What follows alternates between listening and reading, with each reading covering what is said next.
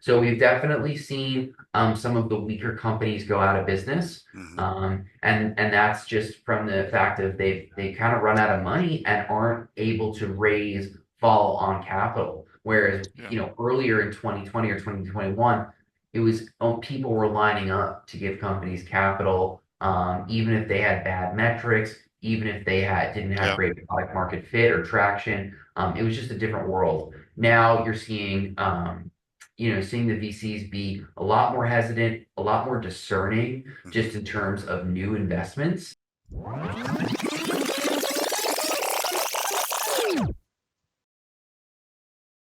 Hey, everybody, welcome back to another episode of the Richer Geek podcast. Today we have Eric Fagioli. He's the co-founder of Expo. You might remember that we had another Expo person on, Nicholas Spezio. I have to say it that way for some reason. Very Italian. But today we have Eric. He's the co-founder of Expo Group. He co-founded in 2017, and since the firm's inception, he's helped to provide finance, operations, and strategy support to more than 50 growth stage companies. He focuses much of his time supporting clients' fundraising efforts, which I know about, as well as new business development for Expo Group. His areas of focus include software, education, tech, and healthcare. For all of you techies out there, he's a former Amazon guy. So we'll talk a little bit about some of his background. Welcome, Eric. How you doing? I'm doing great. Thanks so much for having me, Michael. Absolutely. So, it's a very interesting story, and I think a lot of our listeners are going to relate.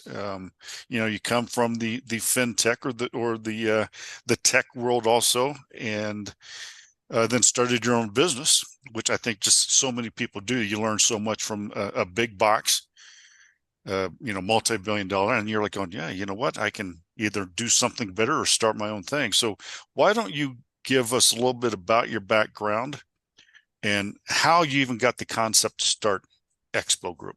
Yeah, sure. So, yeah, even before my time working at Amazon, I spent the first part of my career working at two investment banks. So I started my career really in core finance, Mhm. working in debt capital markets, in debt syndication, and then sales and trading. So I spent the earlier part of my career really understanding and learning about capital markets, understanding and learning about institutional investors, how capital gets allocated around the world, and a little bit about how the institutional rate markets work. I spent, a little over 5 years working at two banks. Went back, got my MBA, and then decided to pivot. Wanted to try my hand kind of and get a broader experience in the tech world. And like you mentioned, I started at Amazon as a senior product manager and working at Amazon. I was working there, in 2016. So the company was already very, very large, extremely successful. And at that point, they were really trying to make incremental tweaks to some of the products that customers and billions of customers were using. Mhm. So, the product that I owned at Amazon was focused on package consolidation, and helping customers receive additional options for getting their deliveries in fewer packages. And at my time there, I really learned about the product management lifecycle. At Amazon, it's a very heavy writing culture. So all of the ideas that you're going to communicate have to be in written form with data to support them. So I really learned how to substantiate and, really basically how to communicate and how to convey the importance or the need for my product and why I think there's a good vision for that. And I think that was really helpful for me, just overall in thinking about and applying those skills more broadly in business. It's Mhm. definitely a challenging place to work. I've worked with a lot of talented people, and it's a company that really rewards people for bringing data and bringing and backing up what they intend to build. Mhm. So that was very important to what we did there. So what was that aha moment? It's like going, you know what? I'm making good money. I'm in a big company, probably getting some profit sharing or some stocks, and now I want to quit and start my own thing. What was that? What was that kind of like? And Yeah, because that was a yeah. big decision. Definitely a big decision. And I think maybe some of the listeners can feel the same way about this, but when we started Expo Group, it was almost an accident. It was really a consulting engagement that me and my business partner and friend Kevin had taken on, and we're basically doing that on nights and weekends. I got a call from Kevin. He was also fresh out of business school. He was doing some consulting work for a venture capital firm based in New York at the time. I was living in Seattle, and he asked me if I wanted to basically earn some extra money by consulting for startups that needed help, just raised capital. We both had, experience and skill set in financial modeling as and working at large companies. So we felt like, we were well prepared to do this. So we started doing the work.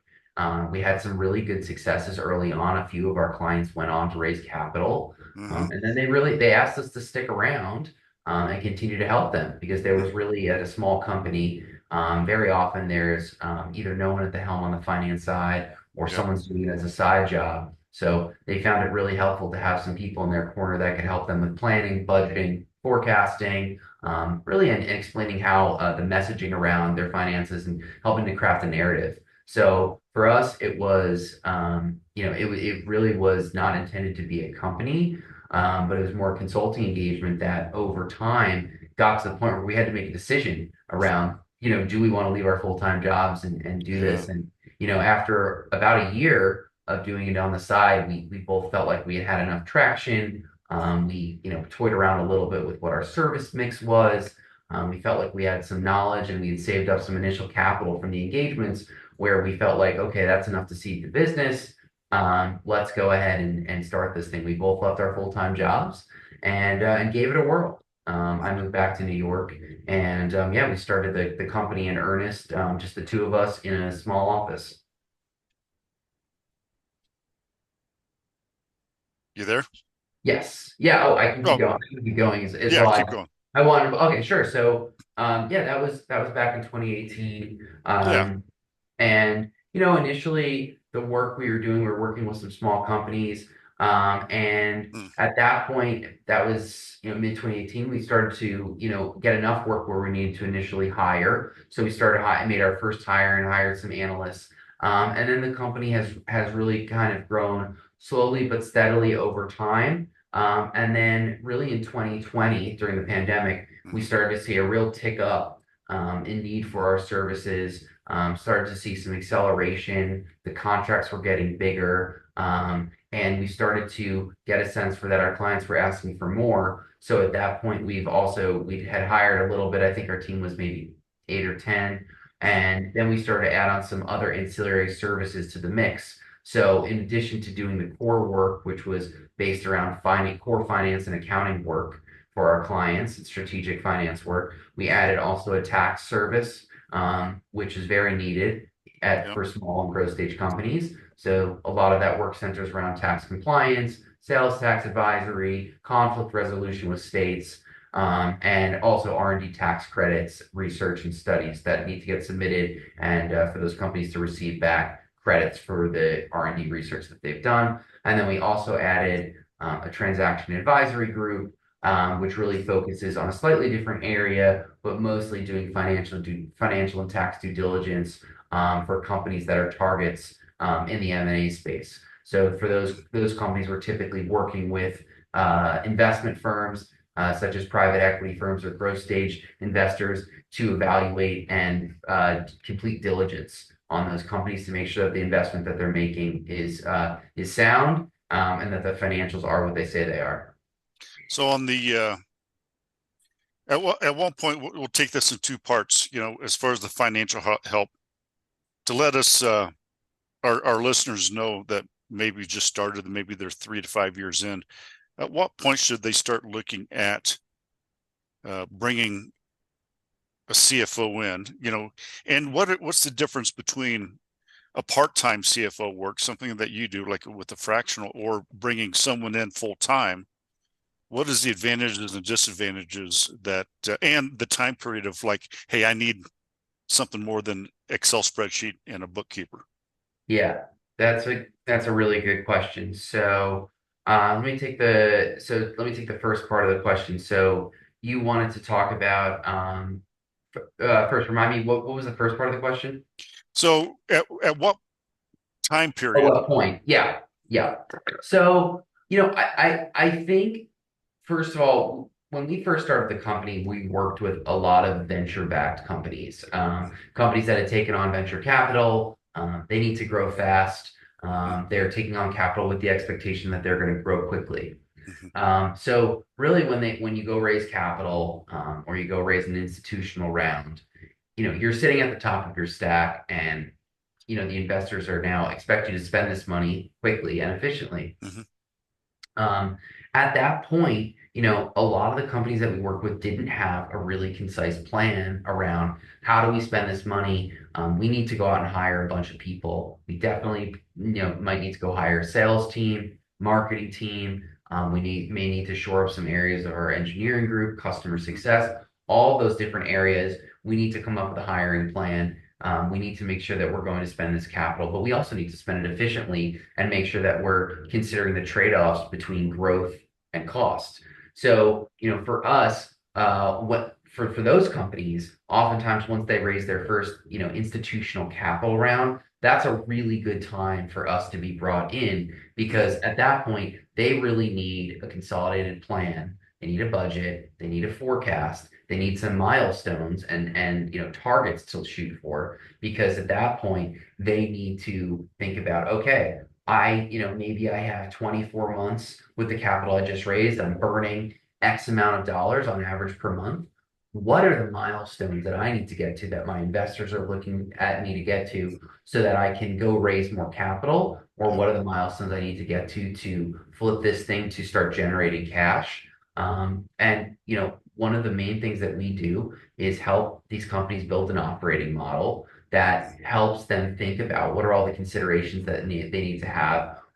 How do we think about the different scenarios that they need to consider? What if I want to go out and hire four salespeople tomorrow? What does that do to my costs? What do those salespeople need to target from a quota attainment perspective to cover their costs and ultimately become profitable and mhm, become worth their while? What if we want to extend our runway? What if we mhm. want to extend our runway another 6 months? How do we go and do that? What are the costs considerations or growth considerations that we need to hit in order to extend our runway? So, a lot of the work we do is around some of those core financial activities, budgeting, forecasting, building an operational model as a tool for decision making around the business. And I think for, maybe owner operated type businesses, I think, once you get to a point where you have a few $1 million in revenue, you're hiring consistently multiple people per year. I think at that point, if you are a founder that doesn't have financial acumen or that's not a core part of the things that you want to do, it can be really helpful to have a third party or, either in-house or external that can help provide a perspective and sort of just, help you understand, are we doing the best that we can be doing? Yeah. Can we do better? Are we being efficient? Are we doing better than we did last year? I think a lot of companies can't even answer some of those core questions, which are like, are we doing better than last year? And if we are or aren't, why? What is changing? When you're running a company and I can attest to this, when you're dealing with clients, when you're building products and services, when you're dealing with your employees or, really helping to grow the business, thinking about your own company financials is probably, number 12 or 13 on the list of things that you're Yeah. thinking about on a daily basis. And a lot of times you're just thinking about staying afloat. So Yeah. having someone else to take that burden off your shoulders can be helpful. And it can be a way that you can have more insight into your business in a way that you never thought you could before, and it can help you make decisions faster, which is really important. Yeah. It was eye-opening for me when I eventually went to a fractional CFO. There comes a point in the growth cycle of a business where just a CPA is not going to do it. Yeah, All they do is they just put numbers into a spreadsheet and they say, "Hey, oh, guess what? You owe, $100,000 this year." And you're like, "Why?" I'm like, "You couldn't have told me that 6 months ago, so we could have planned." yeah, So yeah, what you do is you actually talk with them. You probably have quarterly get-togethers. You're constantly in contact and telling these people, it's like, look, we need to start planning this, and you become part of their team instead of just boom, here's your tax return. We're meeting with our clients at the very, very minimum once a month, but Mhm. oftentimes we're meeting with our clients multiple times a month, and sometimes weekly because they have a lot going on. These are businesses that are in constant change. They need to make sure that they have a good understanding of their cash balance. They need to have a good understanding of, as their sales pipeline changes, how does that affect their growth path? We're also meeting with them on a monthly basis to review their financials from the previous month. So a lot of Yeah. the work we do is to review their financials to say, hey, how did we do last month? Mhm. How did we do versus how we thought we were going to do? So Yeah. building a budget allows us to actually put a stake in the ground and say, hey, how do we think we're going to do? And then reviewing actuals against that to say, how did we think we're going to do and how do we project better going forward? What Yeah. changed?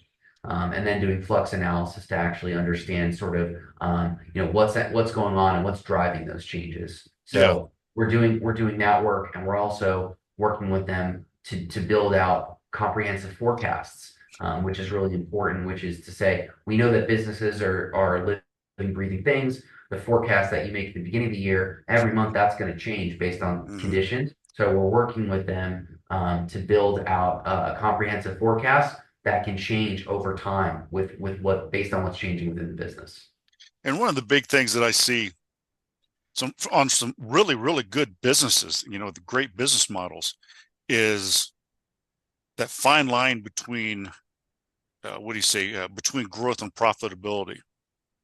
All of a sudden they just start franchising, they start building, they start going into all these cities, and all of a sudden 3 years later you start seeing them starting to shut down, Yeah. because they grew too fast. So what is that fine line, and what can you tell us about that side of the profitability of a business, about the trade-off between growth and profitability? So there's definitely a trade-off between those two. I think oftentimes they're in conflict. Something we talk about a lot with our Mhm. clients, something we talk about a lot internally. When you're in growth mode, that's very, very different than building a business for profitability. When you're building a business to scale, when you're building a business for growth, you're really, really reinvesting heavily in that business every month, every quarter, every year because you want to make sure that you're piling as much as you can into that business, and that's whether to make your customers have a better experience, build more products and services, invest in your people for retention purposes, but you need to make sure that you're investing in that business for growth. When you're building a business for profitability, you're really, really thinking about things on the margins, Mhm. around cost. You're thinking about optimizing. You're thinking about providing service, but you're thinking about providing service in a way that you're not going to be, constricting the bottom line. So for us, when we think about that in terms of how we advise our clients, we always want to know what our clients' goals are. I think that's first and foremost. Yeah. Are you building this business to sell within 2 years, Right. or are you trying to grow for a long time and trying to roll out more services? In which case, I would say you're prioritizing growth. And that's a very different set of considerations that we need to think about over the next, 24, 36 months. So we definitely, talk with our clients to understand their goals and what they want to do to build their business. Mhm. But there's definitely always a trade-off. And the way to think about that is, we think about a lot of metrics. So some of the metrics that we think about are efficiency metrics. So one thing that we think about is capital efficiency, and also unit economics of the business. So Mhm. to give you an example, there's a metric that we think about. It's called LTV to CAC, or CAC payback period, and what those numbers are telling you is how efficient are you in your sales cycle and sales process. All of the money that you're spending, cost of customer acquisition, all the money that you're spending from a sales perspective to acquire your customers versus the lifetime value of those customers as a Mhm. ratio. And if you're not spending enough money or if you're spending too much money, that ratio is going to not look correct. You want to keep that ratio in a good place where you're spending, kind of the right amount of money, that their customer is paying you more over their lifetime than it's costing you to acquire, that's for sure. Mm, Probably to the order of 3 to 5x. If it's too much, it means you might not be spending enough on your customers and they could leave you. mm, So mm-hmm, there's another side of that too. Or, things like CAC payback period, which is, from the initial contract, how long does it take your customers to pay you back for the yeah, cost to acquire them? So, if you have a contract that is, paying you $12,000 a year, but it costs you $18,000 to acquire that customer over time, that's going to be a CAC payback period of almost 18 months. mm-hmm, So that's a long time to recoup your costs on acquiring that customer. The other area that we really like to dig into is gross margin. mm-hmm, Um, Really important, and I think that's a thing that can erode very quickly, which is as your contribution, if you're not contributing to your overhead or to your fixed cost, if that's changing, that's the sign of a business that's going to start to erode very quickly in terms of profitability. So that's an area that we really like to dig in with our clients pretty deeply. And then for a lot of the businesses that we work with that are in software, what we really like to look at is customer metrics, customer retention metrics, net dollar retention. We want to make sure that customers are sticking around with our clients over time. So the areas that we like to look into are net dollar retention. Want to make sure that over time that customers are spending more money with you, not less. And less means that they could be leaving your platform or their contracts could be getting smaller. So those are just some of the areas that we think about as we start to evaluate sort of overall growth and profitability of the businesses that we try and help. and it seems like if they grow too fast or they're not really maintaining those type of metrics, that the quality of the service can also go down, right? Yeah, yeah. Yeah, I And mean, you see that in customer retention metrics. Like if you yeah, see that businesses are growing quickly, you might see that top line revenue grow quickly, but the next year after that growth, that top line is going to snap back because all those customers that you just gained are going to roll off your platform. And you're not going to be able to retain them for long term. So you yeah. see that. That's all seen in the customer metrics. If you start to grow quickly but don't provide good service, your customer retention is going to go way, Mm. way down. On the VC side of it, do you handle some of that part, or is that more Yeah. Kevin? Well, Um, when you say VC side, do you mean interacting with them? yeah, interacting with the VCs, and what are you seeing in today's economy with the buyers and sellers, and just is there a lot of kind of like holding back on the capital right now? So, yeah, we work very closely with a lot of the investors that our clients, Hmm. that are on our boards of our clients. A lot of times we're appearing as the CFO for our clients, Hmm. so we're on those board calls directly. Hmm. We've spent a lot of time with our clients beforehand crafting those slides, which is Yeah. important just to help convey the right message, make sure that we're showing information properly, make sure that we're building a story and a narrative around what's going on, Hmm. and helping them think about, the forward-looking parts Yeah. of the business. So we're interacting pretty heavily with those investors. And then what are we seeing? So, obviously 2021, 2022 was sort of the high watermark for the industry. And Yeah. then, since then, interest rates have gone up. You've seen capital constrict pretty heavily. Yeah. And VCs have been definitely a lot more selective in terms of their investment, but also have tighter wallets in terms of follow-on capital for investments that they'd made previously. So we've definitely seen some of the weaker companies go out of business. Hmm. And that's just from the fact of they kind of run out of money and aren't able to raise follow-on capital. Whereas, Yeah. earlier in 2020 or 2021, it was people were lining up to give companies capital, even if they had bad metrics, even if they didn't have Yeah. great product market fit or traction.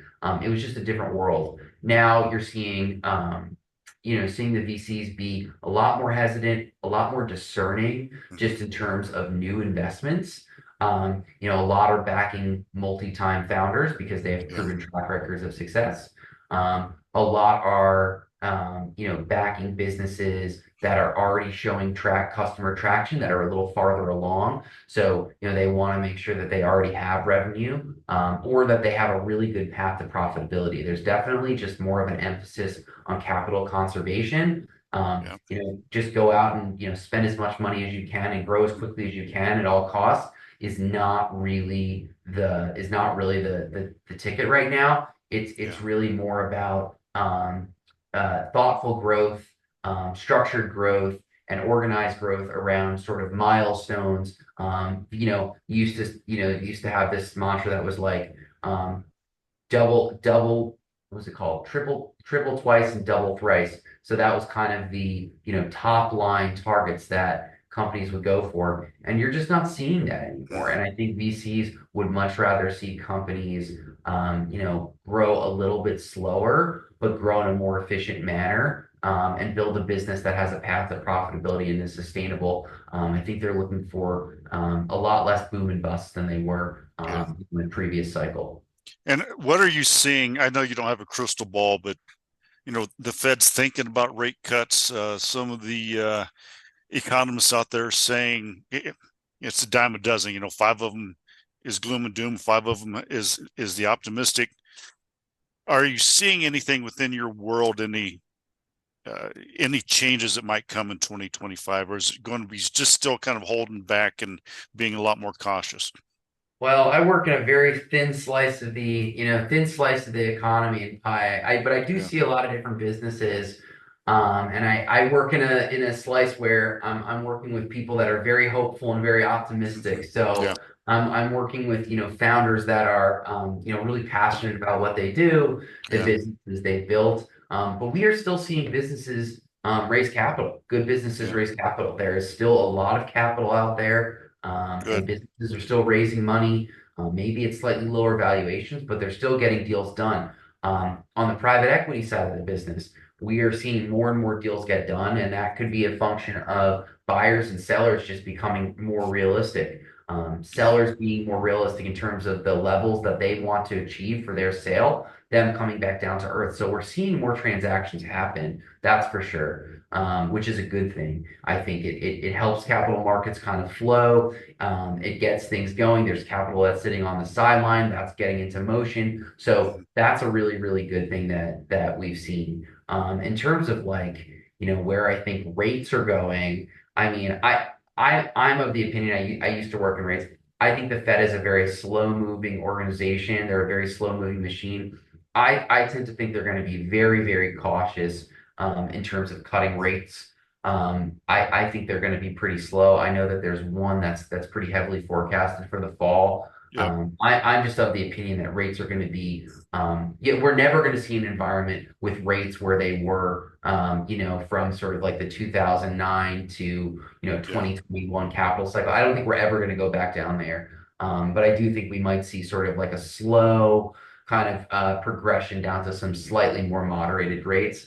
But I think it's going to be slow through 24 and Yeah. 2025. They're still going to be relatively elevated compared to prior years. Yeah. And we're seeing a lot of deals. You have to have a higher LTV because the DSCR, the debt service coverage ratios, just aren't there, and there's that stagnation between. I think what you're saying with the realization that the sellers just cannot get the price that they had 4 years ago, what it was worth, the valuation, and the Yeah. sellers saying, I can't buy it at that because the debt now doesn't cover the price. The DSCR is just it's upside down, and so there's this kind of a butting of the heads now of what they can do and what you can accomplish. And I'm seeing that in the hotel business. The sellers want, oh, my hotel's worth this. I'm like going, it is, Well, I mean, but at 8% interest rate, no one can afford to buy it. no one you can know, afford it. No one can cover that debt service, right? no And one. you can't put as much leverage on the business as you normally would. The debt service would, essentially break the business. Yeah. So I totally agree. And, we're seeing less leverage being put on deals, Yeah. which means, you're going to be seeing less ROI on that deal because, you have to put more equity capital in. But that's just what's happening in the market to get these deals done. You have a lot of, yeah, I don't know how much you get into this, Michael, but Mhm. on the private equity side, you have a lot of investors that have made investments for fund vintages in, kind of the 2018, 2019, Hmm. 2020 vintages that are now reaching the end of their capital cycle. They need to exit those businesses to Yep. realize the gain for their investors, ultimately to show positive returns for their fund and to raise another fund. So Yeah. you're really starting to see, what I think is going to be some heavy moves to the exit, and deals have to get done because they have to move these assets, Yeah. even if it's at a lower price, because they need to get them off the books to show some sort of return for their investors who are now waiting and saying, "Hey, we've been in this fund for the last 6 or 7 years. This fund is only supposed to last, X amount of years. We need to start seeing some returns and some capital distribution." Yeah, and that's it. The preferred returns, the capital distributions, they've just ever since COVID, they've been whoop, you know, no longer people that said, "Hey, we're going to give monthly distributions, quarterly distributions," and all of a sudden it's like, wow, and a lot of the real estate based ones now the loans are coming up, and there's going to be an interest rate. Um, it's just going to switch. It's they had a 5 year locked in rate, and now it's going to switch to a new interest rate, and now the debt service is going to go up 3 points or more for the same asset. So it's an interesting time for venture capitalists and founders and potential buyers. So Eric, is there anything else before I let you go that you'd like to tell our audience that I didn't get to? Whoa, that's a good question. Yeah, I mean, I think, there's for growing businesses, for businesses that are thinking of, or for founders that are thinking about building businesses.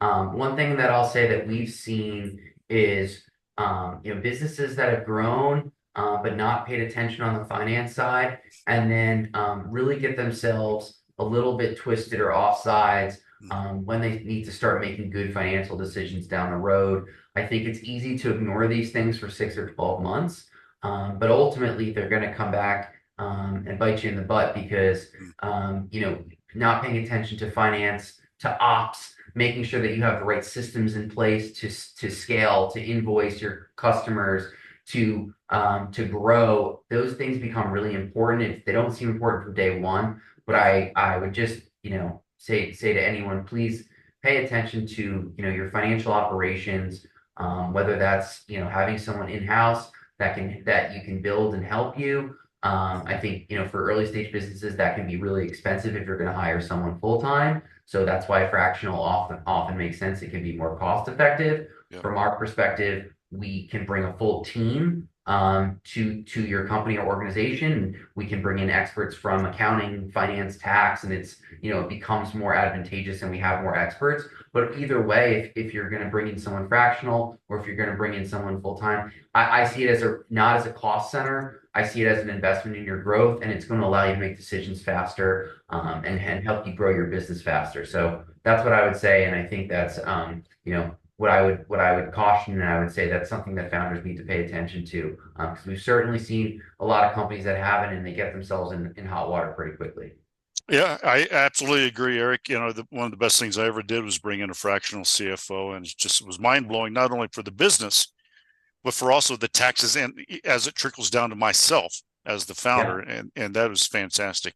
that's Well, great Eric, to hear. yeah, it's amazing. Um, well, Eric, thank you so much for being on the Richer Geek podcast, and I hope you have a wonderful evening. Oh, before we leave, where can people find you if they want to get a hold of you? Yep. If they want to find me, they can go on our website, www.expogroup.com. That's Hmm. EXBO group.com. And they can go to the contact button, and that'll go right to my email address. We're on LinkedIn, and if you follow us on LinkedIn, we send out some white papers and some marketing material around various Yeah. finance topics that you may find helpful. But you can find us there online. We're happy to talk to anyone that has a business where they think they might need help. Always, always, always happy to take that call. So, yeah, would ask if anyone wants to chat with us, please reach out. But thank you so much for having me, Michael. I really appreciate it. Absolutely. And everybody, today's episode is brought to you by reiwords.com. Do you know what your DR rating on your website is? Do you want to grow your website, organic traffic, blogging? Reach out to reiwords.com. Thank you so much, Eric, for coming on, and have a nice evening. Thanks for having me.